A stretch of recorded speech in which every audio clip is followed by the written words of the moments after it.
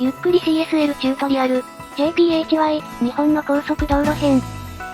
苦節3ヶ月、ようやく日本風高速道路アセットが完成したよ。本当に長い戦いだったよな。その代わりに利便性とリアルさを両立したアセットになってると思う。わかる。というわけで今日は、本日公開した JPHY、高速道路アセットの使い方を解説していくよ。まずアセットの構成だけど、道路本体と装飾パーツで別パックに分かれてるから、忘れずサブスクしよう。これをサブスクしないと変な見た目になるから注意してくれよな。基本の道路はこの JPHY2L、3L になるよ。バニラの高速道路と使い方は同じだな。この 2L と 3L にだけはトンネルがあるから覚えておこう。トンネルの中もリアルだな。バニラと違ってちゃんと内部まで作ってるからね。でもこれだと上下線別々に引くんだよな。カーブとかうまく引けなくないか？その通り。そこで今回はダブルという道路を用意したよ。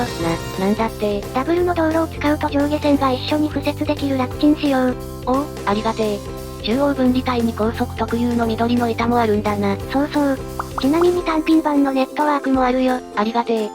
道路は通常ダブルで引いて、インターチェンジ付近では片側のものを使えばいいのか？そういうこと。インターチェンジも基本的にはそのまま繋げれば大体それっぽく見えるよ。確かに。ただ、当然もっと細かくこだわりたい人にはこだわるオプションがある。そこんとこもっと詳しく。メインで使うのはノーコンと IMT の2つ。道路建造基本セットだな。インターチェンジに使う道路は、片側通行の道路を使うよ。今回は 2L にしよう。そしてこれ以外に、合流用と分岐用の道路を使うよ。マージングとスプリッティングってやつか。まずは分岐から作っていこう。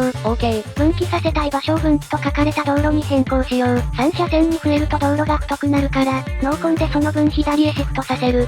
次に車線変更に使うノード部分は目いっぱい長く設定する。引いた道路を潰す勢いで広げて OK。この部分が短いと車がものすごい勢いで車線変更するんだよな。そうなのよ。JPHY シリーズはノード部分に線がないので、IMT で線を引いていこう。日本の道路に使う線はプリセットが公開されてるからそれを使うのもいいよ。次に分岐する先の道路を反対のノードに生やしていこう。分岐側の道路は外側にシフトさせて、なるべく綺麗な形でノードが交差するようにする。こっちもある程度の長さを取ってあげると良いよ。形ができたら IMT で線を引いていこう。そしてここで、おもむろに白線のネットワークが登場。なんだこれは？分岐の時だけは、これをスプリッティングの道路に重ねる必要がある。そのために道路の白線が一部消えてるのか。そういうこと。最後に導流帯だね。導流帯の付け根部分を太くするために、IMT のポイント拡大機能を使うよ。数値は 0.55 くらいだな。こうすることで、先ほどのネットワークデカールにつながる導流帯を IMT で書けるようになるってわけだ。あとは塗りつぶしモードで導流帯を書けば分岐部分の完成。一連のマーキングをテンプレ保存してもいいな。外側の線は少しだけ幅をいじるとより質感が良くなるね。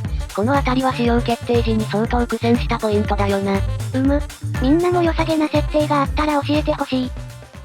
では次に、ちゃっちゃと合流を作っていこう。合流レーンの長さはおおむね240メートルだから、加速部は先ほどの分岐道路を100メートルくらい引くよ。左に線がないから IMT で引くってわけだな。そうそう。実は同じ要領で途半車線を作れたりもするよ。合流部の先はノーコンで緩やかにして結合する。この辺の操作はさっきやった分岐と一緒だな。そして合流部の手前にはマージングの道路を利用する。これはすでに線が引いてあるタイプか。そうそう。すでに引いた加速車線の点線と大体一致する長さに調整をしよう。あとは合流させる1車線の道路をつなげて、ノーコンでシフトさせて形を整える。形が整ったら IMT で導流帯を引いてあげれば出来上がりだ。